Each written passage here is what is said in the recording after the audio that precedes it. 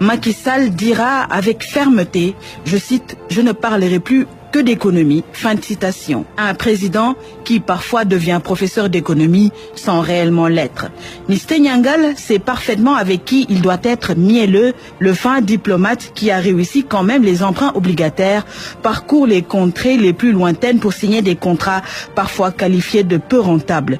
Que non, tonne-t-il. La France, mère patrie, grâce au président élu Macky, est devenue l'amante bien-aimée du Sénégal, à qui on offre parures, habits, logis pour ses entreprises et même pétrole. Macky ne parle que d'émergence, il en rêve même. Finalement, Kor Mariem est devenu le ministre de l'énergie, des finances, du PSE, le négociateur des contrats au FMI, à la Banque mondiale, presque le don d'ubiquité. Omnibulé par un second mandat, il est passé de sa profession de foi qui est le Yonou Yokote pour atterrir dans un programme plan Sénégal émergent. 500 000 emplois sur 7 ans. Son ministre du Travail, Mansour Sy, déclare un chiffre presque atteint. Mais de quel emploi s'agit-il? Il y a une claire inadéquation entre ceux proposés et les formations disponibles. Conséquence, les financements sont là, mais les projets bancables, viables, sont presque introuvables selon Mame Nyang. Un plan sur fonds propres, mais aussi sur fonds étrangers. Combien de contrats ont été signés? Et Macky se targue le plus souvent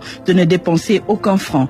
Mais en retour, les clauses, le peuple ne les connaît pas. Les Exim Bank sont connus maintenant. Les PPP sont appliqués à tout va. Voyons les marchés de gré à gré. Sous Wade, ils étaient à moins de 19%, sous Sall à plus de 30%. Le défenseur de la bonne gouvernance critique souvent les lourdeurs des passations de marché. Le fils de Diouf, dans sa méthode et sa démarche, empile des programmes. Plan d'action prioritaire, programme triennal d'investissement public, tournée économique, Prodac, PUDC, CMU, bourse scolaire. Le fils de Wade, dans sa gestion, n'accélère plus la cadence. Il vole maintenant, mais avec des ailes dispersées. Le géologue défend la transparence et pourtant, que de parties sombres dans ce domaine. Le défenseur de son frère veut une chose et son contraire. Il dissout des agences budgétivores pour en créer d'autres presque futiles, selon certains. Parfois, le boss crie sur ses fonctionnaires. Il veut des résultats coûte que coûte, quoi qu'il en coûte. Alors, il confie les dossiers au PNUD.